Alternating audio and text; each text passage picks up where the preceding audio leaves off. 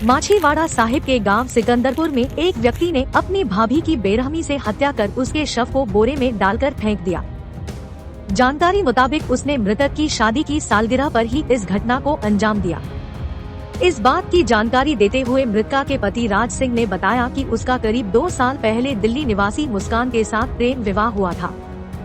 वे अपने गांव सिकंदरपुर में रहता था और वहां पर ही उसका बड़ा भाई भी रहता था जो शराब पीने का आदी था, जिससे घर में अक्सर कलह होती रहती थी। इससे तंग आकर वे अपनी पत्नी के साथ माछीवाड़ा में किराए के मकान में रहने लगा, जहां पर वे एक दुकान पर काम करने लगा। मकान का किराया अधिक होने के कारण वे कुछ दिन पूर्व ही अपने पैतृक गांव सिकंदरपुर में परिवार के साथ रहने आ गया था। 11 जनवरी को उसके भाई ने मामूली तकरार के बाद उसकी पत्नी से झगड़ा कर धारदार हथियार से हत्या कर शव को बोरे में भरकर फेंक दिया। हत्या के बाद उसने उसका वीडियो बनाकर अपने एक दोस्त को भेज दिया, जिसने उसे वीडियो भेजकर उसके भाई द्वारा उसकी पत्नी की हत्या करने की बात बताई। 11 जनवरी को ही उनकी शादी की सालगिरह थी, इसलिए उसने काम से जल्दी छुट्टी लेकर अपनी पत्नी के साथ सालगिरह का केक काटने के लिए घर जाना था, लेकिन अचानक उन्हें उसकी हत्या का वीडियो मिल गया। शाम को जब उसे इस घटना की जानकारी हुई तो वे तुरंत घर पहुंचा तो देखा कि घर में ना तो उसका भाई था और ना ही उसकी पत्नी। उसके भाई द्वारा घर के आंगन को पानी से धोकर बहाए गए खून के सबूत मिटा दिए गए थे। इसके बाद जब उसने अपनी पत्नी की तलाश शुरू की तो उसका शव घर से कुछ ही दूरी पर बोरे में बंद पड़ा मिला। वहीं पुलिस ने शव बरामद कर आरोपी को गिरफ्तार कर लिया। इस बारे में जानकारी देते हुए डीएसपी समराला ने बताया कि आरोपित भी शादीशुदा था और उसने भी प्रेम विवाह किया था। उसकी पत्नी व मुस्कान दोनों आपस में दोस्त थी। उसकी पत्नी उसे छोड़कर मायके घर चली गई थी और उसे लगा कि उसके घर की तबाही के पीछे उसकी भाभी का हाथ है, जिसके चलते वे उससे रंजिश रखता था। बीती शाम भी जब वे मोटरसाइकिल पर घर आया तो घर के अंदर अकेली मुस्कान थी, जिसने दरवाजा खोलने में थोड़ी देर कर दी। इसी बात को लेकर दोनों के बीच झगड़ा हो गया और उसने घर में पड़े धारदार हथियार से उसकी हत्या कर दी। गल हैगी इदा मैं और मेरे फादर साहब काम ते गए हुए सीगे, ठीक है, ते कल्ले मेरी वाइफ तो और मेरा ब्रदर सीगा घरे, ठीक है। ਉਹਨਾਂ ਦੇ ਵਿੱਚ ਆਮ ਨੋਰਮਲ ਪਹਿਲਾਂ ਵੀ ਲੜਾਈ ਝਗੜੇ ਚੱਲਦੇ ਸੀਗੇ ਥੋੜੇ ਬਹੁਤ ਆਪਸ ਦੇ ਵਿੱਚ, ਜਿਵੇਂ ਨੋਰਮਲ ਘਰੇਲੂ ਝਗੜੇ ਚੱਲਦੇ ਨੇ ਉਦਾਂ ਹੀ ਕੱਲ ਵੀ ਉਹਨਾਂ ਦੇ ਘਰੇਲੂ ਲੜਾਈ ਹੋਈ ਥੋੜੀ ਬਹੁਤ ਬਹਿਸ ਵਸਾਈਆ ਹੋਇਆ। ਤੇ ਉਹ ਬਹਿਸ ਵਸਾਈਏ ਦੇ ਵਿੱਚ ਮੇਰੀ ਵਾਈਫ ਨੇ ਸ਼ਾਇਦ ਕੋਈ ਡੰਡਾ ਲੱਗ ਗਿਆ ਹੋਣਾ ਬ੍ਰਦਰ ਤੇ ਮਾੜਾ ਮੋਟਾ ਸਿਰ ਤੇ ਮੈਨੂੰ ਉਸਨੇ ਫੋਨ ਨਹੀਂ ਕੀਤਾ ਹੈਗਾ। ਉਹ ਹੁਣ ਇਸ ਵਾਰ ਪਤਾ ਲੱਗਿਆ ਉਹਨੂੰ, ਉਹ ਕਹਿੰਦਾ ਮੈਂ ਡੰਡਾ ਲੱਗ ਗਿਆ ਸਿਰ ਤੇ ਉਹਨੇ ਆਹ ਸਟੈਪ ਚੱਕਿਆ, ਕਤਲ ਕਰਤਾ ਮੇਰੀ ਵਾਈਫ ਦਾ। ਉਹ ਮੈਨੂੰ ਵੀਡੀਓ ਆਈ ਹੈ ਫੋਨ ਤੇ, ਉਹ ਮੇਰੇ ਜਿਹੜਾ ਬ੍ਰਦਰ ਹੈ ਉਹਨੇ ਆਪਣੇ ਫਰੈਂਡ ਨੂੰ ਸੈਂਡ ਕੀਤੀ ਸੀ, ਉਹਦੇ ਫਰੈਂਡ ਨੇ ਮੈਨੂੰ ਅੱਗੇ ਸੈਂਡ ਕੀਤੀ ਹੈ ਵੀਡੀਓ ਸਾਰੀ ਉਹਦੀ। ਉਹਨੇ ਫਰੈਂਡ ਨੂੰ ਸੈਂਡ ਕਰਕੇ ਅੱਗੇ ਰਿਕੁਐਸਟ ਕੀਤੀ ਹੈ ਕਿ ਹਾਂ ਵੀ ਯਾਰ ਤੂੰ ਆ ਮੇਰੀ ਹੈਲਪ ਕਰਾ। ਉਹ ਸਾਰੀ ਕਾਲ ਰਿਕਾਰਡਿੰਗ ਵੀ ਹੈਗੀ ਆ। ਉਹਨੇ ਰਿਕੁਐਸਟ ਕੀਤੀ ਹੈ ਕਿ ਤੂੰ ਆ, ਮੇਰੇ ਕੋਲ ਇਕੱਲੇ ਕੋਲ ਹੈਂਡਲ ਨਹੀਂ ਹੋ ਰਿਹਾ। ਹਾਂਜੀ ਮੇਰੇ ਕੋਲ ਕਤਲ ਹੋ ਗਿਆ ਕਹਿੰਦਾ। ਔਰ ਮੇਰੀ ਬੇਟੀ ਹੀ ਛੋਟੀ ਜਿਹੀ ਸਾਲ ਦੀ, ਉਹ ਕਿਸੇ ਚਾਚੇ ਦੇ ਘਰੇ ਮੇਰੇ ਸਿੱਟੇ ਆ ਉੱਥੇ ਚੋਰੀ। ਉਹਨਾਂ ਨੂੰ ਬਹਾਨਾ ਲਗਾ ਕੇ ਕਹਿਤਾ ਕਿ ਤੁਸੀਂ ਸਾਂਭੋ 5 ਮਿੰਟ ਆ ਗਿਆ, ਤੇ ਆਪ ਉੱਥੇ ਫਰਾਰ ਹੋ ਗਿਆ। ਡੈਡ ਬੋਡੀ ਵੀ ਸਾਡੇ ਘਰ ਦੇ ਬਾਹਰ ਹੀ ਇੱਕ ਸਾਈਡ ਦੇ ਕੋਨੇ ਤੇ ਮਿਲੀ ਹੈ ਸਾਨੂੰ, ਉੱਥੇ ਰੱਸੇ ਨਾਲ ਬੰਨ ਕੇ ਉੱਤੇ ਥੈਲੇ ਨਾਲ ਕਵਰ ਕਰਕੇ ਚਲ ਗਿਆ ਸੀ। ਅਸੀਂ ਸਾਨੂੰ ਕਿ ਇਨਸਾਫ ਚਾਹੀਦਾ ਹੈ, ਜਿੰਨਾ ਵੱਧ ਤੋਂ ਵੱਧ ਹੋ ਸਕੇ ਆਪਣਾ ਉੱਤੇ ਸਾਨੂੰ ਇਨਸਾਫ ਚਾਹੀਦਾ। ਬਸ ਉਹਨੂੰ ਸਜ਼ਾ ਕੜੀ ਤੋਂ ਕੜੀ ਸਜ਼ਾ ਹੋਵੇ। ਮੇਨ ਕਾਰਨ ਕੋਈ ਨਹੀਂ ਹੈਗਾ, ਬਸ ਇਹੀ ਨੋਰਮਲ ਆਮ ਝਗੜੇ ਚੱਲਦੇ ਸੀਗੇ। ਬਸ ਮੇਨ ਇਹ ਹੈ ਕਿ ਜ਼ਿਆਦਾਤਰ ਉਹ ਨਸ਼ੇ ਕਰਦਾ ਸੀ। ਨਸ਼ੇ ਦੇ ਵਿੱਚ ਆ ਕੇ ਉਹਨੇ ਸ਼ਰਾਬ ਦੇ ਵਿੱਚ ਓਵਰ ਕੰਟਰੋਲ ਹੋ ਜਾਂਦਾ ਸੀ। ਉਹ ਕੋਈ ਕੰਟਰੋਲ ਨਹੀਂ ਸੀ। ਉਹ ਅੱਜ ਦੀ ਗੱਲ ਨਹੀਂ, ਪਹਿਲਾਂ ਵੀ ਇੱਦਾਂ ਹੀ ਹੁੰਦਾ ਰਿਹਾ। ਪਰ ਮੈਂ ਇਸੇ ਲੜਾਈ ਤੋਂ ਤੰਗ ਹੋ ਕੇ ਮੈਂ ਮੱਛਵਾੜੀ ਕਿਰਾਏ ਤੇ ਰਹਿ ਰਿਹਾ ਸੀ, 2 ਸਾਲ ਲਗਾਤਾਰ ਕਿਰਾਏ ਤੇ ਰਿਹਾ ਮੈਂ।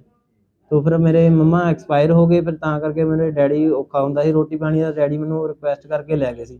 ਸਿਰਫ 3-4 ਦਿਨ ਹੋਏ ਹੋਣਗੇ। ਕੱਲ ਮੇਰੀ ਐਨੀਵਰਸਰੀ ਸੀ। ਐਨੀਵਰਸਰੀ ਵਾਲੇ ਦਿਨ ਹੀ ਮੇਰੀ ਵਾਈਫ ਦੀ ਡੈਥ ਉਹ ਕਰਤੀ ਉਹਨਾਂ ਨੇ। ਹਾਂਜੀ ਉਹ ਵੀ ਵਿਆਹਿਆ ਹੋਇਆ, ਬਟ ਉਹਨਾਂ ਦਾ ਵੀ ਛੱਡ ਛਡਾਈਆ ਹੋਇਆ। ਉਹ ਵੀ ਨਸ਼ੇ ਕਾਰਨ।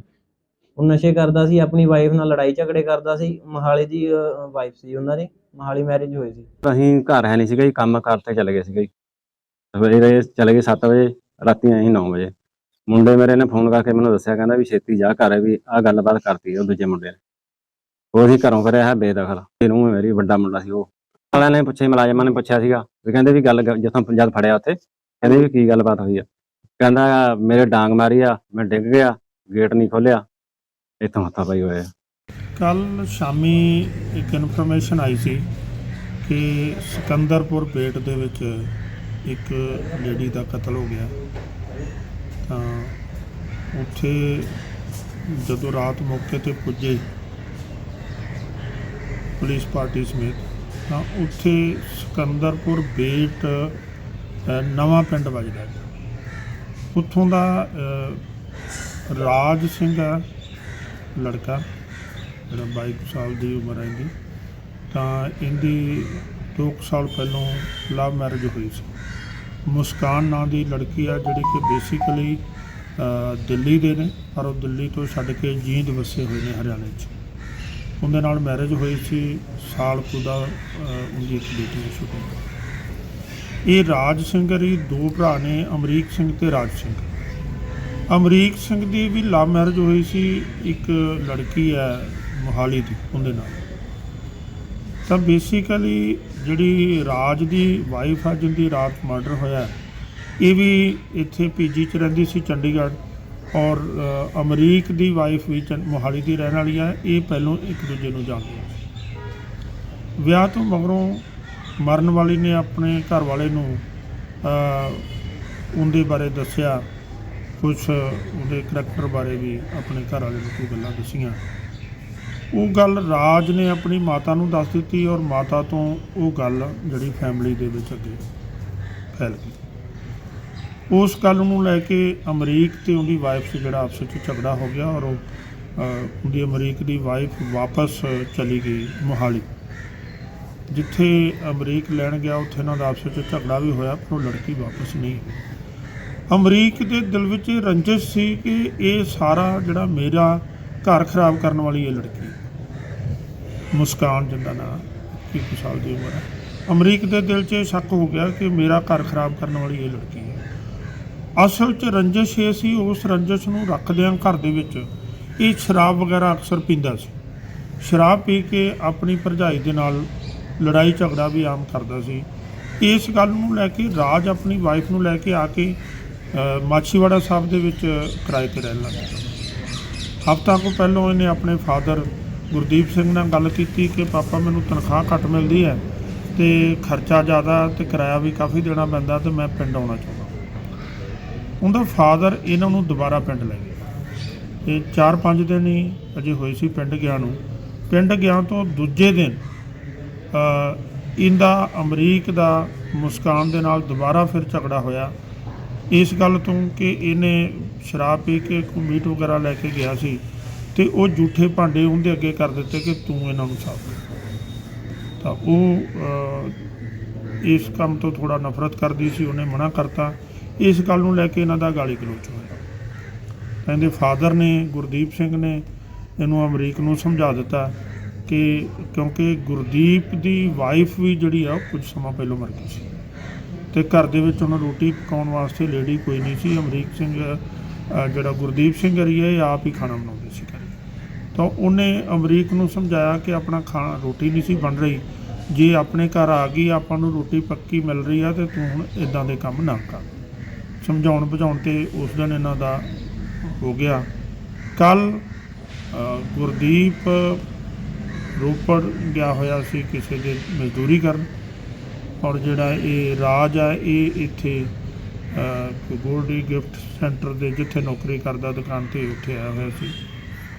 ਔਰ ਵੱਡੀ ਗੱਲ ਇਹ ਸੀ ਕਿ ਕੱਲ੍ਹ ਇਹਨਾਂ ਦੀ ਮੈਰਿਜ ਐਨਵਰਸਰੀ ਵੀ ਸੀ 11 ਤਰੀਕ ਦੀ। ਤਾਂ ਇਹਨਾਂ ਦੀ ਪਲੈਨਿੰਗ ਸੀ ਕਿ ਸ਼ਾਮ ਨੂੰ ਕੇਕ ਵਗੈਰਾ ਲੈ ਕੇ ਆਊਂਗਾ ਅਤੇ ਆਪਣੀ ਮੈਰਿਜ ਐਨਵਰਸਰੀ ਸੈਲੀਬ੍ਰੇਟ ਕਰਾਂਗੇ। ਅਨਫਾਰਚੂਨੇਟਲੀ ਕੀ ਹੋਇਆ ਕਿ ਜਿਹੜਾ ਇਨਵੈਸਟੀਗੇਸ਼ਨ ਦੇ ਵਿੱਚ ਜਿਹੜੀ ਗੱਲ ਸਾਹਮਣੇ ਆਈ ਹੈ ਕਿ ਇਹ ਅਮਰੀਕ ਘਰੋਂ ਬਾਹਰ ਗਿਆ, ਅਤੇ ਉਹਨੇ ਘਰ 'ਚ ਇਕੱਲੀ ਹੋਣ ਕਰਕੇ ਅੰਦਰੋਂ ਕੁੰਡਾ ਲਾਇਆ ਹੋਇਆ ਸੀ।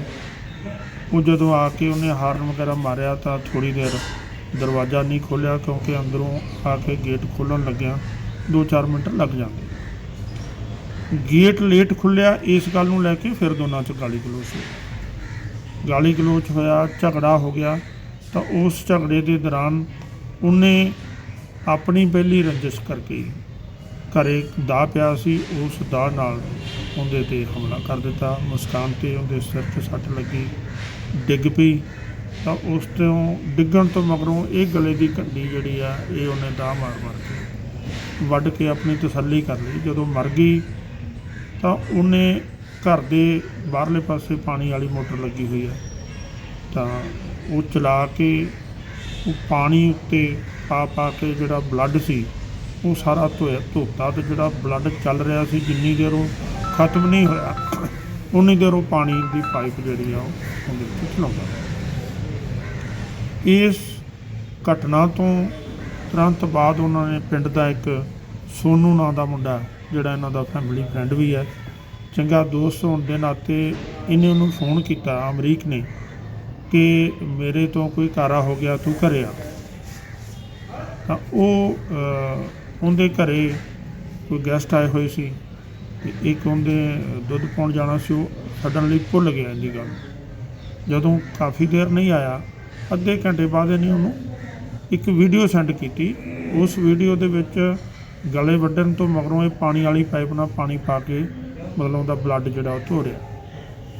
ਤਾਂ ਇਹਨੇ ਉਹਨੂੰ ਫਿਰ ਫੋਨ ਕੀਤਾ ਕਿ ਸੋਨੂੰ ਤੂੰ ਆਇਆ ਨਹੀਂ। ਉਹ ਕਹਿੰਦਾ ਮੈਂ ਭੁੱਲ ਗਿਆ ਸੀ, ਦੁੱਧ ਪਾਉਣਾ ਸੀ ਤੇ ਮੇਰੀ ਮਦਰ ਇਨ ਲਾ ਆਏ ਹੋਏ ਨੇ। ਕਹਿੰਦਾ ਤੈਨੂੰ ਇੱਕ ਵੀਡੀਓ ਸੈਂਡ ਕੀਤੀ ਹੈ, ਚੈੱਕ ਕਰ ਲਾ। ਜਦੋਂ ਉਹਨੇ ਵੀਡੀਓ ਦੇਖੀ ਤੇ ਉਹ ਚੌਂਕ ਗਿਆ। ਉਹਨੇ ਇਹਨੂੰ ਵੀ ਫੋਨ ਕੀਤਾ ਕਿ ਜਿਹੜਾ ਤੂੰ ਇਹ ਗਲਤ ਕੰਮ ਕੀਤਾ।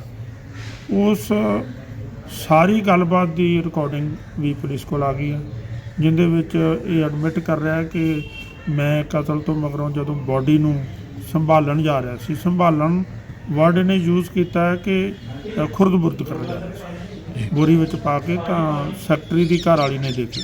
ਹਾਲਾਂਕਿ ਉਹ ਲੜਕੀ ਉਹ ਲੇਡੀ ਨੂੰ ਅਸੀਂ ਪੁੱਛਗਿੱਛ ਕੀਤੀ ਰਾਤ, ਉਹਨੇ ਗੱਲ ਐਡਮਿਟ ਤਾਂ ਨਹੀਂ ਕੀਤੀ, ਪਰ ਜਿਵੇਂ ਕਹਿੰਦੇ ਚੋਰ ਦੇ ਪੈਰ ਨਹੀਂ ਹੁੰਦੇ।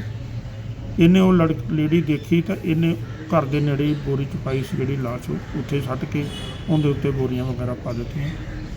ਤਾਂ ਇਹ ਸਾਰੀ ਰਿਕਾਰਡਿੰਗ ਵੀ ਆ ਗਈ। ਰਾਤ ਅਸੀਂ ਰਾਜ ਸਿੰਘ ਦੇ ਬਿਆਨ ਤੇ FIR ਨੰਬਰ 8 ਜਿਹੜੀ ਹੈ 302 IPC ਤਹਿਤ ਦਰਜ ਕਰ ਲਈ ਹੈ।